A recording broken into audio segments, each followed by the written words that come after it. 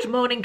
Thank you for joining me. I hope everybody's well today. We are on part 2 of the Q&A video that you asked me questions on YouTube, and I've done part 1. You'll already have seen that, and I am on part 2. Hopefully the final part today, depending on how much I chit chat. And let's do, let's do reselling. So there's a few questions on that. Okay, so Carol Max says, how did you become a reseller? For anybody who doesn't know, my main job, although it's not really my main, YouTube is sort of more my main income now. It's changed over the years, the balance. When I initially did YouTube, it was a hobby, and my job was reselling on eBay, buying things and reselling them. How did I become a reseller? Back when William was very, very little, he would grow out of, as children do, grow out of his clothes and toys and things like that, and I would sell the odd thing on eBay that he didn't need anymore. And then I started going to car boot sales with a friend of mine because I could get really nice clothes and toys and stuff like that for William for a fraction of retail prices, and who doesn't love a bargain and a rummage? I've always been a bit of a fan of car boots and charity shops, and I would buy those, and then I would think I sold one like that on eBay. I could buy it for £1 and sell it for £15 or whatever, and that's how it started. That's how I started doing that, and over the years it grew and grew, and it became a full-time job in about 2016, I think, or 2017. I gave up 2016. I think I gave up my previous part-time, my last part-time job. I have various part-time jobs over the years. Since Will was born, I was working part-time in a school, and I became a full-time reseller in 2016/2017, and then YouTube has slowly become more of my income and taken up more time. And reselling, I still do reselling, but it's a lot smaller. So Gillian McKee asked, what made you start selling on eBay? So that's sort of our answer. I've already answered. Sue Hopper, or Hopper Sue 1, says, has Vinted had an impact on your eBay business? Yes, it has. I sell mostly women's clothing, and definitely the advent of Vinted and probably Depop as well have very much had an effect on eBay for selling. I do sell on Vinted as well now. I've had to diversify in order to keep my income where I want it to be, and I find eBay a bit slower now. She also asked, Opposite One also asked, has second-hand purchasing increased since the cost of living issues? I don't really know. I think second-hand purchasing became more fashionable, particularly amongst youngsters, with Depop. I don't do Depop. Depop is too young for me, too much tech speak and too much XOXO. Can't be dealing with that. I think it's more fashionable because of the sustainability thing. I think certainly youngsters are more open to second-hand clothing now, but however, having said that, fast fashion has also grown as well. So who knows, really, with that. It's an interesting one, isn't it? But the main question that I got asked is, Patricia McLaughlin says, do you have a specific eBay shop we can visit? Teresa Copsey says, where can I find your selling site? Pauline Holden says, why is it you don't put your eBay account on here so we can have a look at your items? Bit of backstory on this. I used to make a lot of videos about reselling before my YouTube. Some of you might remember it if you've been around that long. Before my before my YouTube channel became lifestyle based, I was mainly reselling based. I changed because I felt that sharing the level of information that I was sharing, as in what to buy, how much I paid for it, what I was selling it for, did not make good business sense. I felt like sharing that level of information with thousands and thousands of people for free, so thereby increasing your competition, didn't make good business sense to me. And I'm aware that there are people doing exactly that everywhere, you know, I know, but it just didn't sit comfortably with me, so I moved away from doing that. That's not to say that other people shouldn't do it if they feel comfortable with it, each absolutely to his own, but for me that was the main reason I moved away from doing that. The reason that I don't share my eBay account is that as a business seller, my full address is on every single listing. eBay put your full address on every single listing. It's not actually my home address now, I've changed it, and it's Ashley's business address. Next section is family and pets, and the first question is from Star Perry, who says, how did you and Ashley first meet? Ashley is my husband. I think I've done a video on this. I think I have talked about it. If I have, I will link it up here and in the description box. But the short version is we first met through a friend. Ashley was my boyfriend's landlord, actually, at the time. And Ashley's girlfriend at the time, Tracy, and my boyfriend John, we used to go out as a foursome quite often and socialise. And then I went off to work on ships, and my boyfriend John, who wasn't really my boyfriend anymore by that point, went off with Ashley's girlfriend Tracy. Tracy was still Ashley's girlfriend at that point. And they became a couple, and a couple of years later Ashley and I became a couple. John and Tracy are still together. They have one son as well, interestingly. We're not friends with them, but we sort of kept aware of each other. They're still local, I think, through the years. Star Perry also asked me how long we've been married. I never remember what year we got married, 1996 or 1997. I think it's 27 years this year, because it was our 25th silver wedding 2 years ago, so I think it's 27 in a couple of weeks, actually. A couple of weeks' time. Eve Collins says, please could you tell me about your cat Reg, who you have referred to? Is he the cat in the cat cushion you take on holiday with you? Reg is Ron's brother. Ron is the cat we've still got. Reg is his brother, or was his brother. And we got the two of them together when they were kittens. Reg died 3 years ago now, just before COVID, so 3 years ago. I will show you a little photograph. Reg was very much my cat, and Ron was Ashley's cat. Not in name. That was my lovely boy Reg. Isn't he gorgeous? I love him so much. Reg was very much an indoor cat and liked to spend time with me and Ron, but Ron is not a friendly cat. Ron's default status is sort of suspicious and a bit grumpy. He's improved since Reg died, actually, but Reg was a lovely boy. It was very sad when he died. Is he the cat in the cat cushion you take on holiday with you? No, he's not. I have talked about this before. I follow a cat on the internet. There's two cats actually that I follow on the internet, on Instagram. One is called Striker, who is a serval. And is a really scary sort of, I don't think you're even allowed to keep them as pets in this country, but you are in certain places in America as long as you have them declawed. That's a whole other conversation. Anyways, beautiful looking cat, terrifying but beautiful. And as a joke, I was always telling Ashley what Striker had done on Instagram that day.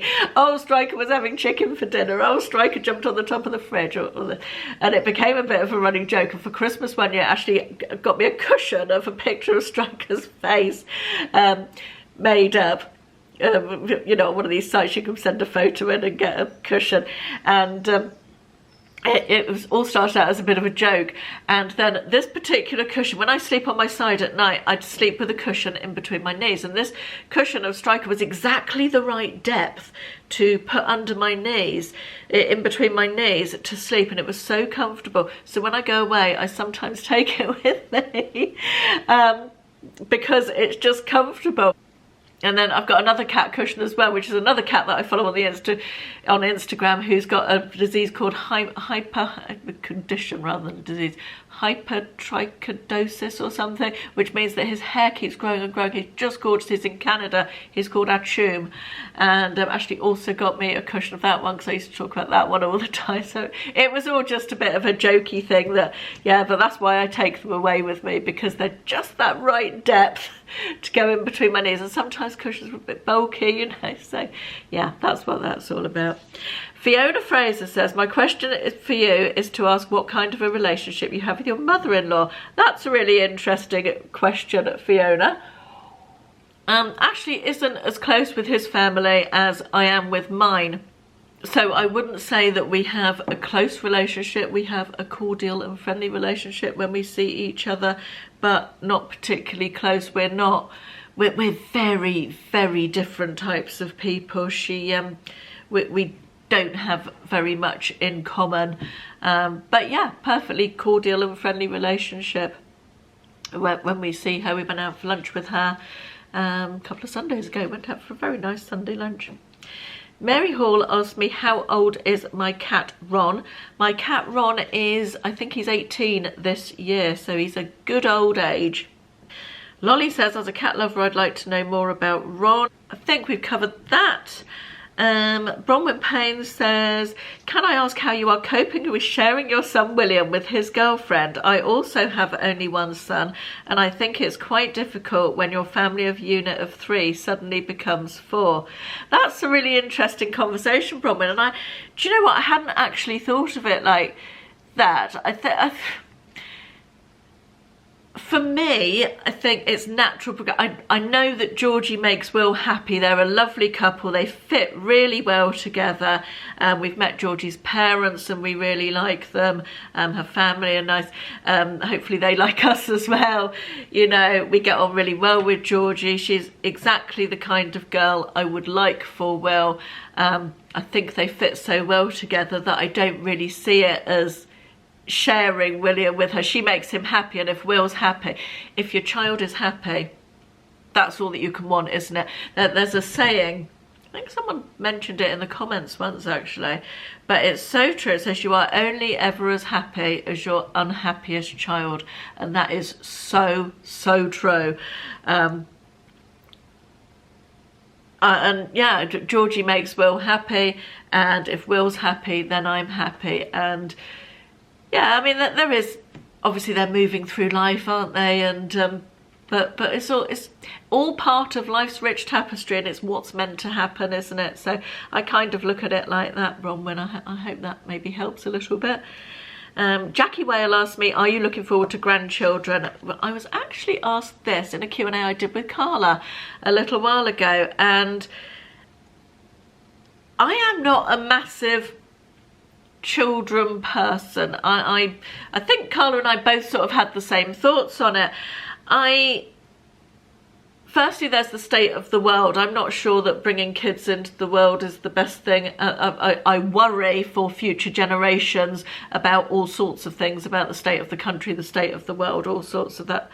I'm not massively a baby lover, toddler lover, little children lover. I found those ages a little bit difficult with. I much preferred it as he got sort of 5 and upwards were my best times with Will. I found the young years quite hard, and I think probably I would find that. So I don't have that burning desire to hold a baby in my arms and it be my grandchild. I'm sure as and when, or if and when grandchildren come along, I would absolutely love them, but I don't feel any sort of burning desire now. Merlin's twin says, did Ashley wear his crown shirt on Coronation Day? I'm afraid he didn't. No, he wore his building clothes because he was doing some sort of, I think he was painting or filling or electrical fitting or something, so he had his scruffy building clothes on all day until the evening. And I couldn't tell you what he put on there, but we weren't dressed up on Coronation Day. However, if we had been, I suspect his crown shirt would have been what he put on. Liz Stenton says, my question would be, as you're a parent to an adult, what would your advice be for us that are parents to youngsters? My son is 3. That's hard. I think my advice would be, as not necessarily for when they're 3, but certainly as they grow up, because they grow up quickly these days, don't they, is don't ever try and be their friend. Remember, you're their parent. You need to have a parent relationship with them. And even though it really sucks sometimes, discipline's really important, and stick to your guns. Sometimes it would be so much easier to give in. But honestly, it's not worth it. Stick to your guns. That's my only advice.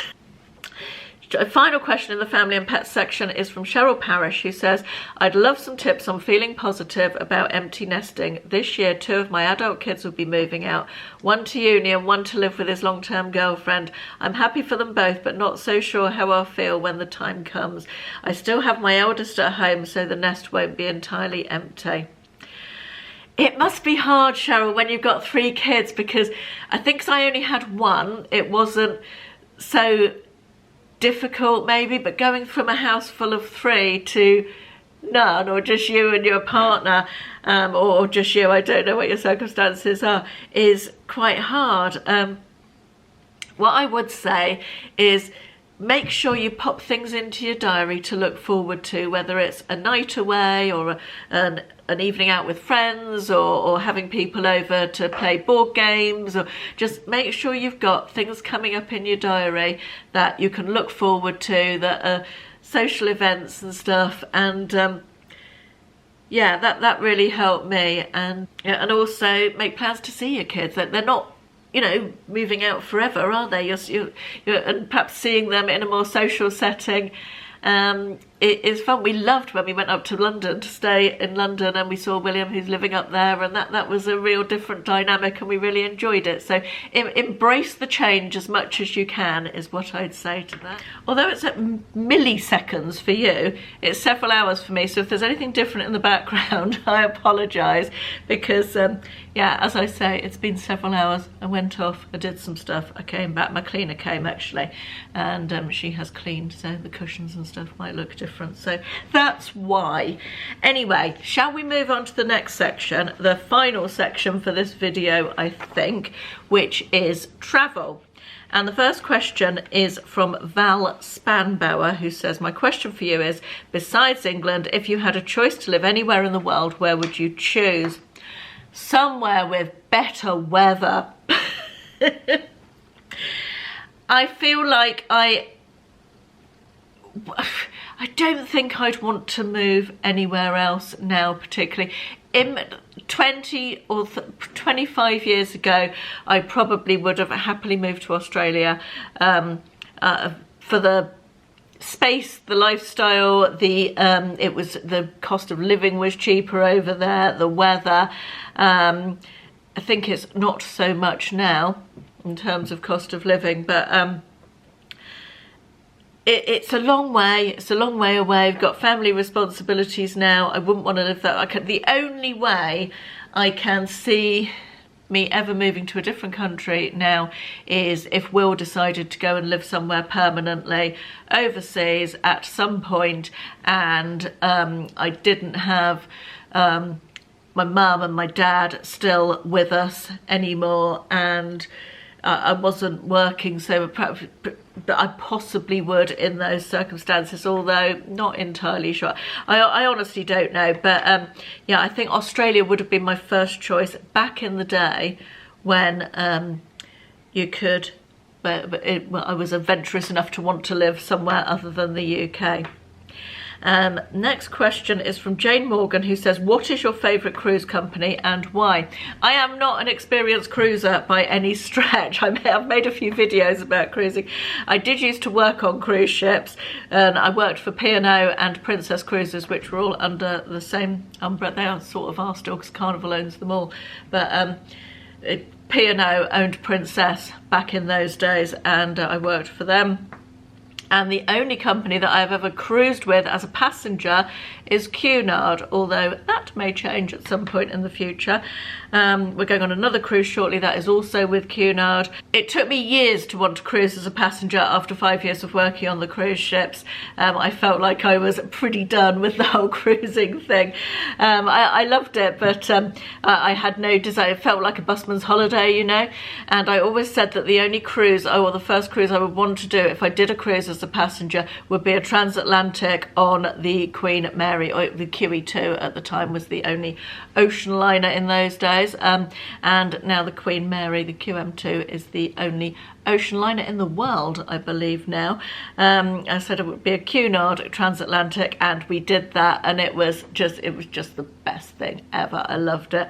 I like Cunard. I like the old-fashionedness. I like the very formal evening wear. I like the sort of very 1920s vibe. To me, that is the heyday of cruising and steamship travel, I guess.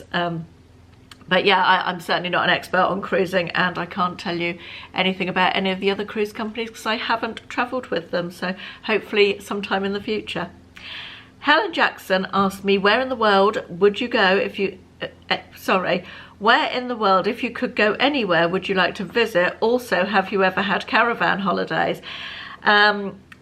If I could go anywhere in the world, I've been asked this before, I would go back to Bora Bora, which is a little tiny island in the South Pacific that I went to when I worked on the cruise ships.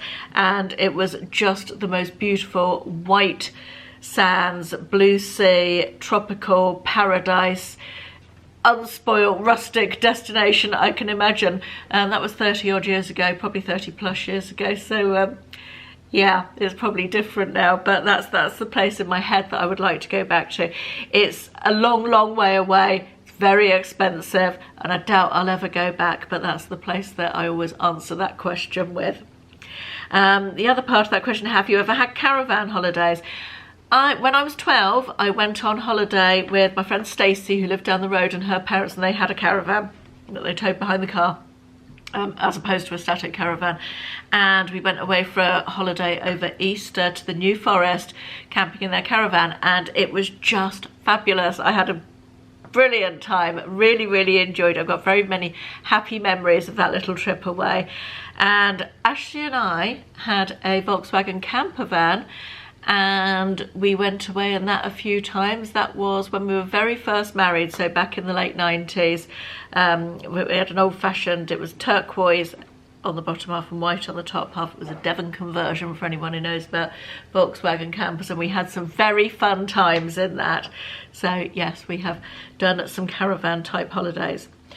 Kat asks, your favourite holiday destination? Very soft spot for the Maldives, beautiful place, love the Maldives. Soft spot probably because we've done so many lovely family holidays. I think we've been lucky enough to go there 5 times, and really happy memories, particularly of my dad taking the family on holiday, and just really happy. I think that's all tied up with happy memories as well, although it's a glorious place. The Maldives obviously is for happy memories as well. Probably our favourite holiday destination now is Greece. I just love Greece. I love the food, the people, the countryside, the beaches. It's just I love Greece, everything about Greece. I'm very fond of Greece, and as I film this, we've just booked 2 weeks in Greece at the beginning of September in Halkidiki. 2 very different locations, 1 week in one week in the other. So I'm super excited about that. Carol Clark asks, would like to see more on your time working on cruise ships. The best things to do to make everybody's time on the trip better. I guess that's sort of 2 questions, isn't it? I've done a whole video, Carol, which I will link up here and down in the description box and in the pinned comment, about working on cruise ships. So I won't talk too much about it here. I've already mentioned it a bit, but yeah, I'll link that video if you want to go and watch that. The best things to do to try and make everybody's time on the trip better. I'm assuming you're meaning cruises there. Same as anything, just do the things you enjoy. Everybody, but you can enjoy it on cruise ships. You can do as much activity or as little as you like, which I think is quite a nice thing. Some days I like to do lots of things, some days I like to do not very much, and just, yeah, it's nice to have the option, isn't it? Final question. I think the final question for this video, in fact, because we're heading towards the half-hour mark, I believe, is from Georgina Maidens, who says, where do you get your good holiday deals from? Well, it depends. We certainly don't have one particular company that we go back to again and again.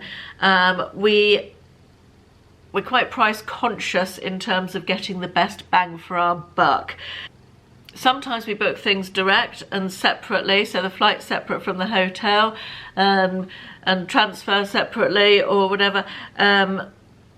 Sometimes we book direct with the individual providers. Sometimes we use a site like booking.com.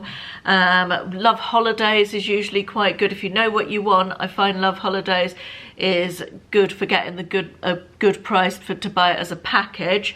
Broadway Travel's pretty good as well, although I say that Broadway Travel were not great in COVID with giving people's money back and stuff for cancelled trips, so I didn't have that issue. I didn't have anything booked with them, but I read a lot of stuff about them. But we have used them a few times since COVID. In fact, we've just used them for this holiday we've booked today because we got the best price with them. But yeah, always shop around and be open to booking things separately if you need to, I think is probably my top tip for holidays. For cruises, our first trip we booked with a company called Tailor Made Cruise Holidays, who I would not necessarily recommend.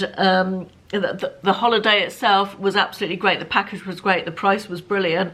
For when we did the New York and transatlantic trip, this was, so we had a few days in New York and then did the cruise, and that was all. We bought that as a package through them. Unfortunately, they were one through COVID who was not great. We had to threaten legal action, but even then they were not great at reimbursing us for deposits paid for trips they couldn't fulfill because of COVID. So I wouldn't recommend them in actual fact. So I personally wouldn't use them again, just for that reason. Since then, we've always booked our cruises direct with Cunard. We find we get the best prices for the specific cabins that we are looking for by going to Cunard. And it's also quite easy to book direct with Cunard. I quite like the booking process, and yeah. Right, that's it for this one. I'm going to have one more Q&A video. It's going to be 3, I can't believe that. I was thinking originally I'd get it into one, where I'm going to ask all the questions that didn't fit into a category. So if your question hasn't yet been answered, it didn't fit into one of the categories, and we are going to answer all of those in a 3rd video. So thank you very much for watching today, and I will see you again in the next one.